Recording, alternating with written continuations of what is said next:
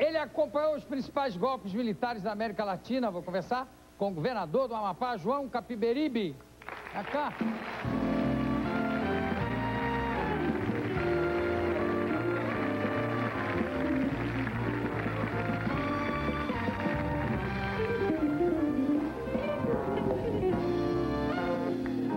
João Capiberibe, esse nome de rio, como é que foi? Vem do Nordeste, Rio? Daí. É? Só que é raro na grafia. O rio é Capibaribe. O rio é Capibaribe, é. Aí, na hora do registro, trocaram uma letrinha. Botaram Capiberibe. É. Mas também não teve uma época em que se chamou Capibaribe de Capiberibe, não, né? Tem o Ou tem Capibaribe outro e tem rio? o Beberibe. São dois rios de Pernambuco. E como a minha família, É, uma originalmente. família do Nordeste que foi para a Amazônia, então levou o nome do rio. Levou o nome do rio. E aí perpetuou o nome do rio por lá com 7 filhos. Olha só. O que quer dizer Capiberibe, você sabe, não? Não. E Beberibe também não? Tampouco. Eu também não faço a menor É o nome ideia. Só sei que é o nome do rio. Não tem a menor importância aqui, mas eu sei que alguém vai mandar um e-mail dizendo o que é e por que o nome.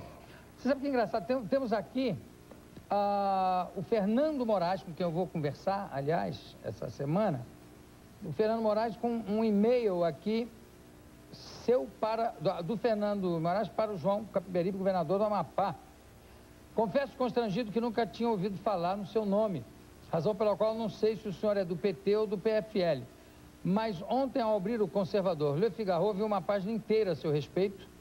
E olha que a última vez que o Brasil ganhou página inteira por aqui foi quando o real despencou. Isso ele estava morando em Paris, né, o Fernando Moraes. Veja o que diz o jornal francês. As finanças do Amapá estão nos trinques. Seu governo está fazendo uma revolução verde, graças ao chamado desenvolvimento durável. A vida pública foi moralizada com o fim da corrupção. Os serviços de educação e saúde no Amapá funcionam. Aí ele diz, desculpe, governador, mas é a imprensa brasileira que o ignora ou sou só eu que nunca o vi nas capas de revistas e no horário nobre da TV? Porque merecer, pelo jeito que o senhor merece. Fernando Moraes. Eu quero saber como é que ele sabe que em francês alguém falou nos trinques. Eu vou perguntar como é que se diz nos trinques em francês. Dans les tranques. Dans les tranques. Fica ruim que pode ser que está aos trancos, né? Não fica legal. Você foi militante político nos anos brabos, nos anos de chumbo da ditadura. Você conheceu o Marighella? Conheci. Estive 2 vezes com ele. Qual era a sua participação nisso tudo naquela época? Na época eu comecei no movimento estudantil com a maioria de todos os militantes que foram para a clandestinidade. Depois que fechou todas as portas de participação, então aí eu passei também a militância clandestina, porque eu participei aqui, estive próximo do Congresso de Biúna, há 3 dias antes do Congresso ser fechado pela polícia. Daqui eu escapei, mas quando cheguei em Belém, que eu era estudante de economia em Belém, já estava sendo procurado. Daí, então, passei a luta clandestina até a minha prisão. Em 70, Em 70. Eu fui preso dia 7 de setembro. E ficou 7 de setembro? 7 de setembro. Exatamente no dia da independência, acabaram com a sua. Eu e a minha companheira Janete, que estava grávida de 8 meses. Ela ficou 1 mês preso até a véspera do nascimento da minha primeira filha. E eu fiquei preso até a fuga. A Janete está aí? Está aqui? Tá. Cadê ela? Onde é que ela está? E aí, Janete, tudo bem? Tudo bom? Bem, Agora sim, né? Prazer em te conhecer e em te ver aqui junto ao companheiro, ao maridão. E você que sofreu tudo isso, eu não posso deixar de fazer essa pergunta, né? Não te preocupa quando qualquer coisa semelhante a autoritarismo ou a censura não te dá um certo arrepio quando acontece qualquer coisa semelhante? Com certeza. Eu acho que marcou muito a necessidade de construção democrática para a gente. E isso está conosco, nos acompanha, inclusive me acompanha hoje como governador. Eu me sinto muito mais militante, né, hoje do que até governador. Você sabe que uma coisa... desse desejo de democracia. Uma coisa engraçada, até comentei isso com um grande jurista da Almodalari, falando que essa nossa Constituição é a Constituição que, do ponto de vista dos direitos humanos, enfim, de todas as conquistas, quer dizer, ela pode ter uma série de falhas, mas foi, sem dúvida, a melhor Constituição já feita no Brasil. Colaboraram para que ela fosse uma Constituição tão aberta, tão liberal, colaboraram as pessoas da oposição na época, né? Que depois assumiram o poder. E é engraçado que parece que certas oposições, quando assumem o poder, imediatamente se transformam em conservadoras, porque agora a maioria das pessoas que reclamam dessa Constituição foram as mesmas pessoas que ajudaram a elaborá-la. Agora, Jô, tem algumas leis fantásticas, né, que são originárias dessa Constituição cidadã. Por exemplo, o Estatuto da Criança e do Adolescente, eu acho que é uma lei perfeita. Se nós aplicarmos a lei, funciona. Eu não tenho a menor dúvida. O problema nosso, eu vejo assim a sociedade brasileira com algumas dificuldades. Primeiro, há uma desqualificação permanente da atividade política e do político, que é, na verdade, quem reúne os desejos individuais e transforma esses desejos em vontades coletivas. E nós temos uma dificuldade em aplicar a lei. Nós temos agora uma lei complementar importantíssima, que é a Lei de Responsabilidade Fiscal. Você sabe que pela primeira vez na história do nosso país, nós temos uma lei capaz de criminalizar o mau gestor, aquele que usa mal o recurso público. Não é só desviar o recurso, mas o uso sem critério, o uso sem prioridade. Nós esperamos 100 anos para ter essa lei. E hoje, às vezes, me preocupa que essa lei corra o risco de cair naquela vala comum das leis que não pegaram. Essa lei não pegou. Mas essa lei vai pegar. É fundamental para a sociedade brasileira. Eu me empenhei muito em fazer valer essa lei. Inclusive, tivemos algumas dificuldades, né, porque a lei não saiu, a lei dos nossos sonhos. Mas nem sempre sai, né? Eu acho que a construção política nem sempre corresponde inteiramente àquilo que nós desejamos. Mas o fato dela corrigir essa falta de lei e falta de responsabilização dos agentes públicos, para nós, é suficiente. Mas não foi essa lei. Chega um pouco mais junto de mim aqui, por favor, governador. Para a gente conversar aqui mais na intimidade, é o seguinte. Não é essa lei aí da responsabilidade fiscal que foi um monte de prefeito para Brasília pedir para não aplicar agora, porque senão ia ter prefeito preso, ia ter... Vamos dar uma maneirada. Não foi essa mesmo? Ou eu estou enganado? Não, essa mesmo. Foi essa mesmo. Mas não tem que ser aplicada agora. Urgentemente. O problema é o seguinte, é que a lei foi Mas vai conseguir ser aplicado ou eles vão conseguir... Não, depende da sociedade. Eu acho o seguinte, eu acho que se nós conseguirmos mobilizar a sociedade, e aí entra as organizações da sociedade civil, a imprensa, para fazer valer essa lei, fazer aplicar. Porque, veja, o grande problema nosso chama-se impunidade. Se nós não punirmos... O Lalau que eu diga, Lalau... Eu digo o seguinte, o pior de todos os criminosos é o ladrão de dinheiro público, porque quando ele comete o delito, ele condena as pessoas a ficar sem assistência à saúde, ele condena as pessoas a ficar sem água tratada, e isso no Brasil é sistemático, infelizmente. Então... Mas tem uma coisa também, governador, que eu acho interessante e ao mesmo tempo terrível, é que, às vezes, as pessoas não têm consciência que o dinheiro público é um dinheiro deles. Você roubou, mas não roubou de mim? Como não roubou de você? Roubou. Se ele roubou do dinheiro público, está roubando do dinheiro que você deu, que você pagou, através de impostos, etc. E tal. Então, quer dizer, ele está roubando, está metendo a mão no seu bolso. Mas acho que isso no Brasil ainda não há uma consciência plena não só do cidadão, como do contribuinte. O contribuinte não tem muita noção do que é ser contribuinte. É porque tem um conjunto de impostos que são indiretos. Por exemplo, o imposto de consumo no Brasil, ele vem embutido no preço do produto, da mercadoria. Então, tudo bem, mas de qualquer maneira você está pagando a mais pela mercadoria. Mas o cidadão não sente que está pagando. E não há, digamos, hoje há uma mudança muito grande. Nós estamos introduzindo nos conteúdos escolares essa questão da cidadania, de fazer com que todo mundo tenha consciência de que todos pagam imposto. Não tem ninguém que esteja fora isento de pagar imposto. Todo mundo, desde a criança até o idoso. Agora, é fundamental, eu acho que nós estamos dando passos interessantes na sociedade brasileira, e esse momento é um momento que eu caracterizo como positivo, no momento em que um senador é cassado, no momento em que tem vereadores na cadeia, no momento em que deputados federais estão na cadeia, no momento em que a sociedade começa a ver algumas punições. Isso é novo no Brasil. Isso me dá uma esperança de que nós possamos avançar mais. Agora, é fundamental a mobilização do conjunto da sociedade, inclusive a valorização da política também. Que veja, se a política essa invenção imprescindível na sociedade, ela precisa ser valorizada, né? E o político também precisa ser valorizado e se fazer respeitar e ser respeitado. Eu acho que... Às vezes eu tenho uma impressão terrível, uma coisa assim, uma teoria meio conspiratória. Às vezes eu tenho a impressão que não há um interesse maior na conscientização ou na educação do povo, às vezes por medo de que o povo melhor preparado eleja outro tipo de político.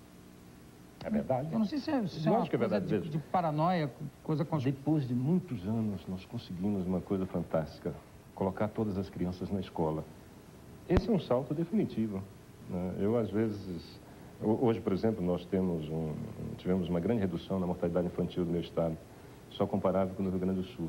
E o passo decisivo no Rio Grande do Sul, que foi o primeiro estado da Federação Brasileira a colocar todas as suas crianças na escola. Então, isso reflete diretamente na qualidade de vida do cidadão. Isso aconteceu no Rio Grande do Sul, se eu não me engano, ainda nos tempos do governo Brizola. Muitos anos atrás. Né? Já ter acabado com o analfabetismo no estado. Exatamente. Esse é um passo definitivo. E isso nós estamos conseguindo, não só no Amapá. No Amapá nós temos hoje todas as nossas crianças na escola. Foi uma decisão que nós tomamos imediatamente. Inclusive passamos a improvisar. E até hoje ainda as condições físicas das escolas não são 100% ideais. Mas o importante é que cessou essa fábrica de analfabetos, né? Então todos estão tendo o direito de frequentar a escola e nós estamos garantindo uma escolaridade mínima de 8 anos a todos. Eu acho que esse é um passo decisivo e o Brasil todo tem que caminhar nessa direção. Outra pergunta, você, fugindo totalmente do assunto, você já alguma vez na sua vida quis ser padre, não? Você tem uma voz assim tão... Não, é porque, veja, eu escapei. Calmante e tal, você chegou... Não, eu escapei, eu tive 3 anos no seminário. Teve 3 anos.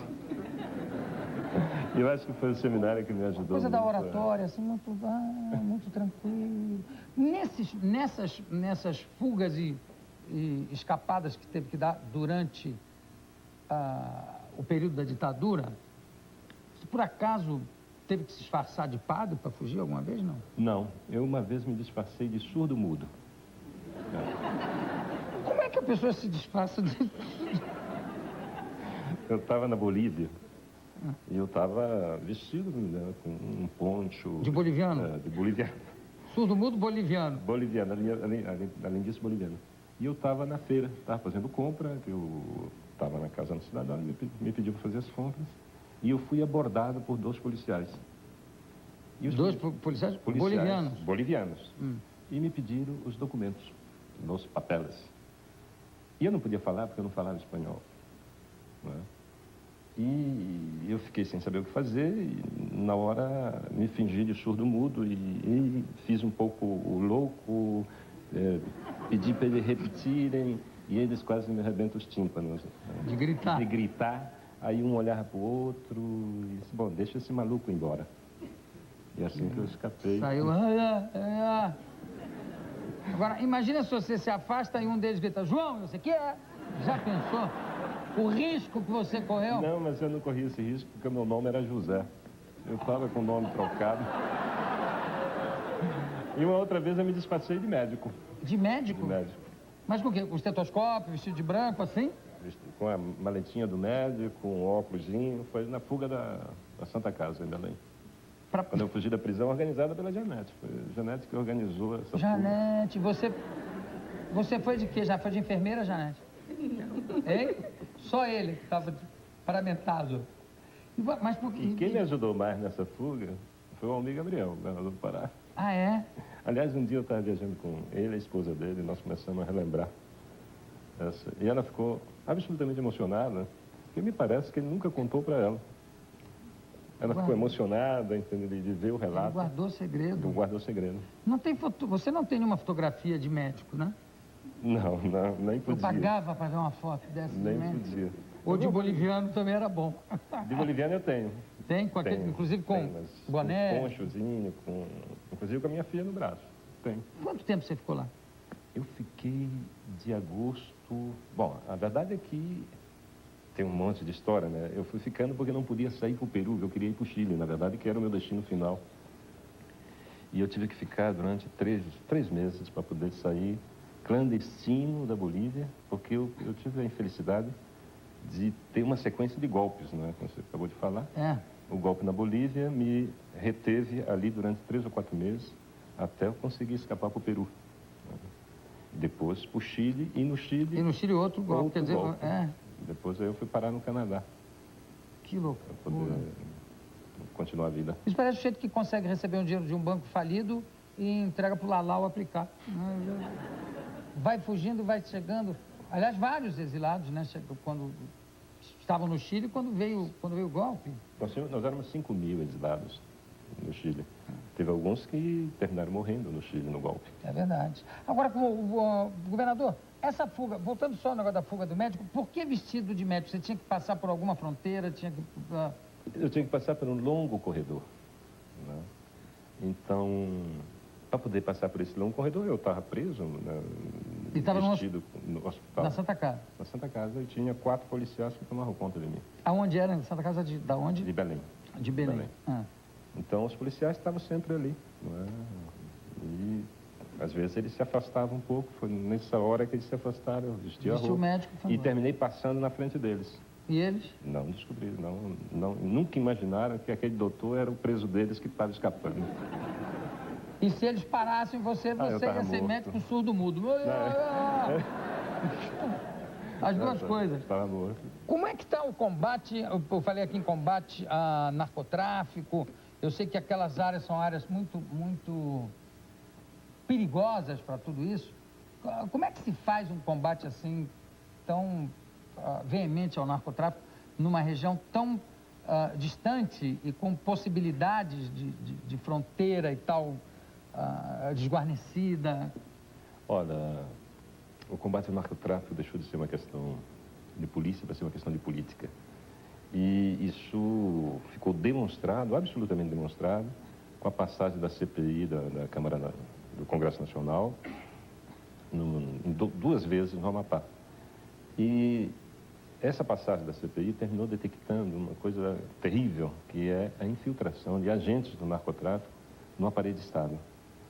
Alguns deputados foram citados, outros foram chamados para depor, membros do Tribunal de Contas também foi detectado a participação deles, ou seja, que isso termina virando uma questão política. E é necessário uma mobilização muito forte do governo federal, e também dos governos estaduais todo, porque com essa Operação Colômbia, que se avizinha, os traficantes, eles só têm uma maneira de descer para a Amazônia. E nós não estamos preparados, não estamos aparelhados para combatê-los. E é fundamental, porque com o narcotráfico vem o crime. E nós detectamos, inclusive, os primeiros sintomas da presença do narcotráfico lá foi o surgimento de cadáveres sem explicação. A partir de 92 começaram a surgir cadáveres jogados nos canais, nos lagos, e não tinha nenhuma explicação, porque Macapá é uma cidade... não tinha sentido, né, de acontecer isso.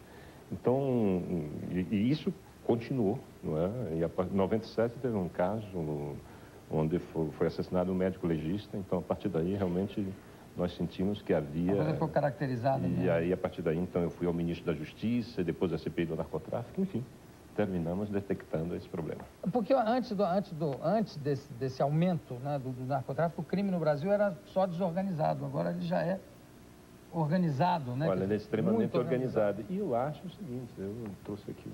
Obrigado. Eu tenho um aqui, vamos trocar, que o seu deve estar autografado. Pronto, está aqui. Diga. Não, eu acho o seguinte... Bom. Eu tenho convicção de que o narcotráfico é uma consequência da corrupção. Há muito dinheiro da corrupção, né, e esse dinheiro termina sendo investido no tráfico e cria uma cadeia. Né, aí vira um círculo vicioso também, né? Aí a corrupção fica como consequência do narcotráfico. Hoje eu tive uma reunião com o representante do PNBR, representante do Grupo Transparência Brasil, da Arquidiocese de São Paulo e do ISA, para que a gente se articule, se mobilize para formar uma grande frente anticorrupção, porque isso vai, com certeza, ajudar a reduzir o narcotráfico. Eu quero agradecer ao governador, conversei aqui com o governador do Amapá, João Capiberibe, muito obrigado pela sua presença, parabéns pelo seu trabalho. E tem aqui um livro da Cortez Editora, Amapá, um Norte para o Brasil, que é um diálogo com o governador João Alberto Capiberibe, feito por Elson Martins, J.P. Capobianco, Rui Xavier e o meu querido amigo Zuenir Ventura. O organizador foi o Nilson Mulan. Deixa eu mostrar o livro aqui. Governador, muitíssimo obrigado pela sua presença. Daqui a pouco a gente volta.